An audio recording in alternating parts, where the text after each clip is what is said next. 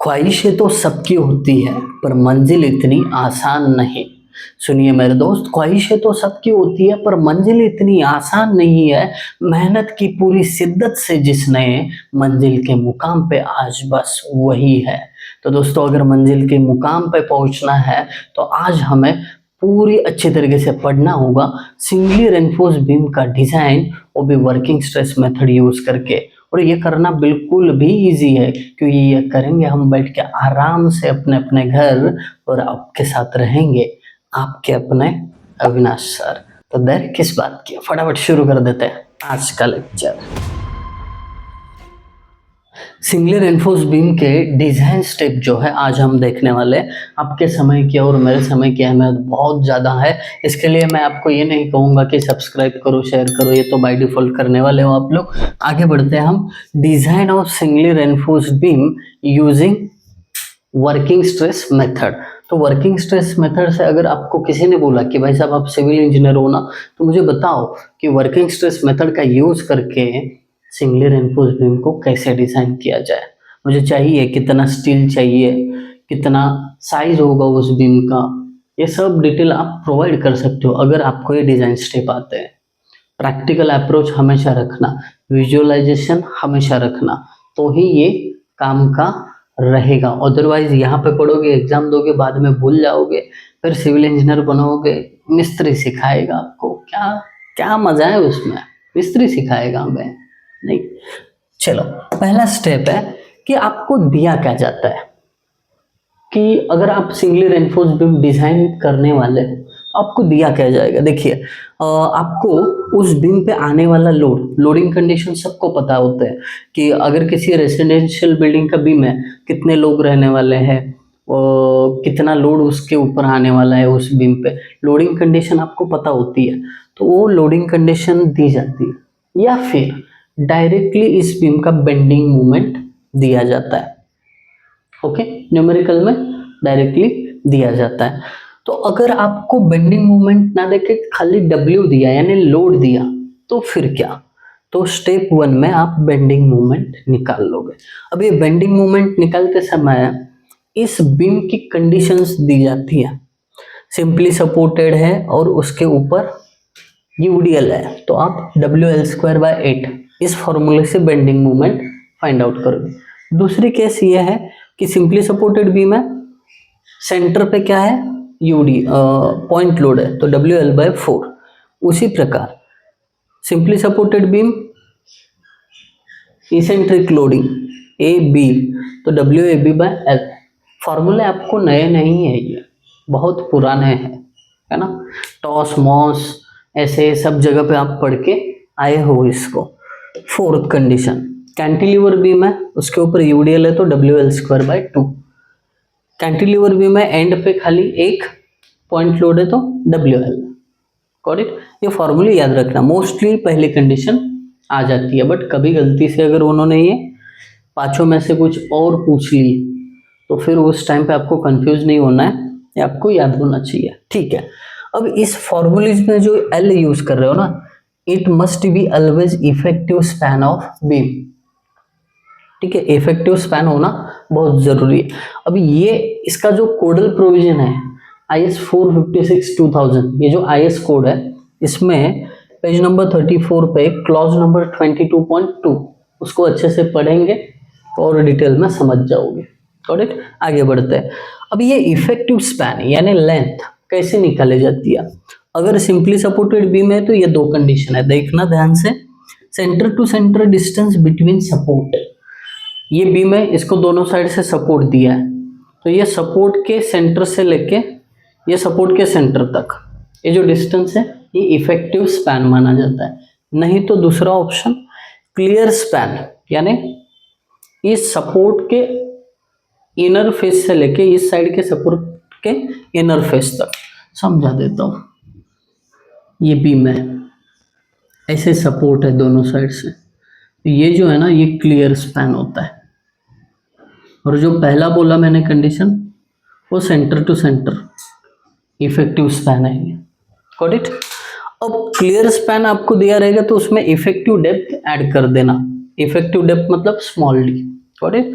तो ये simply supported beam के दो केस है।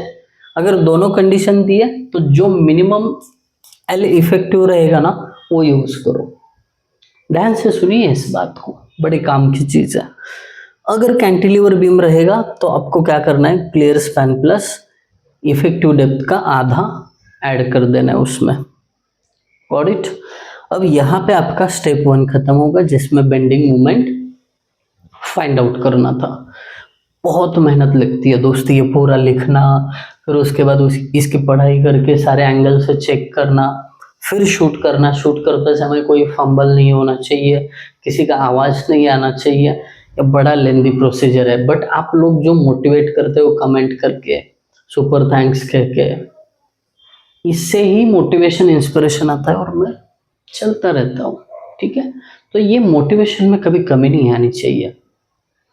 ठीक है, मोटिवेट करते रहो। Step number 2, design constants. अब कुछ कांस्टेंट ऐसे हैं जो हमें सिंगुलर एनफोर्स बीम डिजाइन करने के लिए आगे काम आने वाले हैं। उसमें से पहला है मॉड्यूलर रेशो, उसका फॉर्मूला 280/3 सिग्मा सीबी से निकाल के रखो, कॉमा। दूसरा कांस्टेंट है के, neutral axis constant, m sigma CBC upon m sigma CBC plus sigma ST. अब ये सिग्मा सीबीसी और सिग्मा एसटी जो है ग्रेड्स ऑफ मटेरियल के हिसाब से निकाले जाते हैं। सिग्मा सीबीसी M20 ग्रेड का कंक्रीट हो तो उसके अकॉर्डिंग 7 न्यूटन पर mm² होता है। सिग्मा एसटी Fe415 ग्रेड का स्टील हो तो 230 न्यूटन पर mm² होता है। फिर अलग ग्रेड आया IS कोड जो है 456, उसका टेबल नंबर 21 और 22, उसमें सब कुछ दिया हुआ है। आगे बढ़ते हैं। J liver arm constant 1 - k/3 और फिर Q मोमेंट ऑफ रेजिस्टेंस का कांस्टेंट 1/2 सिग्मा सीबीसी इंटू के इंटू जे। एनालिसिस के प्रॉब्लम हम सॉल्व कर चुके हैं, इसके लिए ये ज़्यादा तकलीफ नहीं देगा आपको, पहले भी लिख चुके हैं। आगे बढ़ते हैं। स्टेप नंबर 3, अब हमें ना इक्वेट करना है जो हमें बेंडिंग मोमेंट पहले स्टेप में मिला है उसको इस फॉर्मूले के साथ, QBD²। ये जो Q है हम पहले ही निकाल के रखते हैं, बस यहाँ पे B और D की जगह वैल्यूज पुट करना है। अब ये जो इक्वेशन है इसमें इक्वेट करोगे तो आपको D मिलता है। आप बोलोगे सर B भी पता नहीं है ना, तो B के लिए ना न्यूमेरिकल में लिखा जाता है ratio of width to effective depth, कुछ ना कुछ दिया रहेगा। ठीक है, कई बुक्स में कई लोगों ने ये रेफर किया है कि सर अगर कुछ नहीं दिया है तो B को 250 mm अज्यूम करके हम सॉल्व करेंगे, तो वो भी चलेगा। हर बुक में हर फैकल्टी ने अलग अलग अजम्पशंस किए हैं, तो आपको जो सही लगे, डिजाइन में सब चलता है ना। तो B का अगर कोई रेशो दिया हो D के साथ तो वो ले, नहीं दिया तो B को 250 अज्यूम करो और सॉल्व करो। Got it. आगे बढ़ते हैं। अब इफेक्टिव डेप्थ मिलने के बाद ओवरऑल डेप्थ कर निकालने के लिए क्या इफेक्टिव कवर ऐड करना पड़ता है, तो बीम के लिए 50 वगैरह ऐड कर दो। इसमें इफेक्टिव डेप्थ जो भी आएगा उसमें 50, 60, 65 तक ऐड कर सकते हो। अब इसके लिए भी एक चेक है कि दी आपने जो निकाला हुआ या प्रोवाइड किया हुआ इफेक्टिव डेप्थ सही है कि गलत है।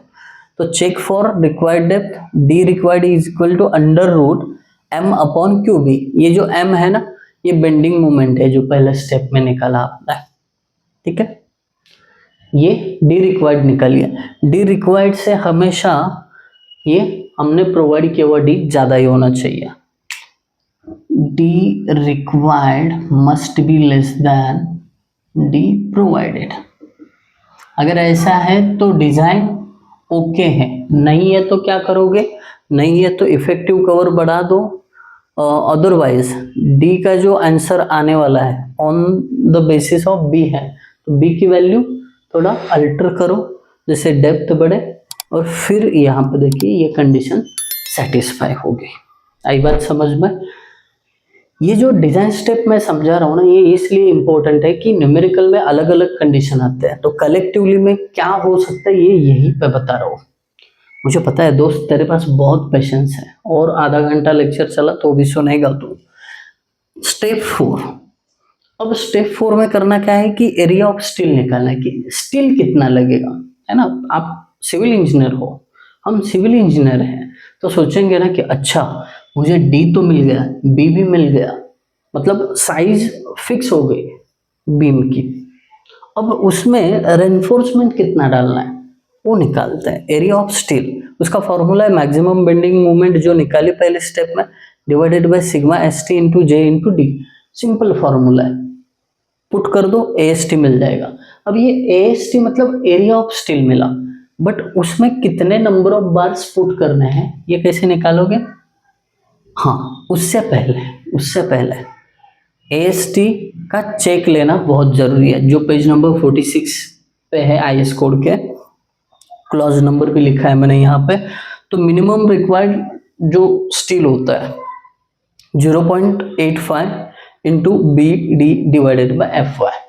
Got it? ये फॉर्मूला यूज करो, मिनिमम एएसटी मिलेगा, मतलब इससे ज्यादा ही ये वैल्यू होना चाहिए। फिर उसके बाद मैक्सिमम एएसटी मैक्स 0.04 बीडी, इस फॉर्मूले से निकालो, इससे कम ये वैल्यू होना चाहिए। मतलब क्या? मिनिमम से ज्यादा और मैक्सिमम से कम। अगर ऐसा है तो स्टील डिजाइन सेफ है, जितने भी स्टील का एरिया प्रोवाइड कर रहे हो वो ओके है। ठीक है, आगे बढ़ते हैं स्टेप नंबर 6 में, जो अभी मैं पहले कह रहा था कि नंबर ऑफ बार्स। तो एरिया ऑफ स्टील जो आया आपको, उसको डिवाइड करो एक बार के क्रॉस सेक्शन एरिया से, cross section of bar, π/4 into bar कितने एमएम का प्रोवाइड करने वाले हो। अगर 16 का तो 16 का स्क्वायर। Got it? न्यूमेरिकल तो सॉल्व करने वाले, डोंट वरी। स्टेप नंबर 7 में डायग्राम निकालना है। एंड में आपने बी कितना माना था, फिर डी कितना आया, इफेक्टिव डेप्थ कितना आया, नंबर ऑफ बार्स कितने आए। ये फॉर एग्जांपल मैंने 3 डाला है 16 mm लेके। तो ऐसा डायग्राम बनाओ मस्त सा, आपका डिजाइन ओके हो जाएगा और आपको पूरा मार्क्स मिलेगा। अगर आपको ये वीडियो अच्छा लगा तो कमेंट करने में बिल्कुल हिचकिचाइए मत, और शर्माना तो बिल्कुल भी नहीं, कमेंट कर देना। Thank you guys for watching video, thank you so much.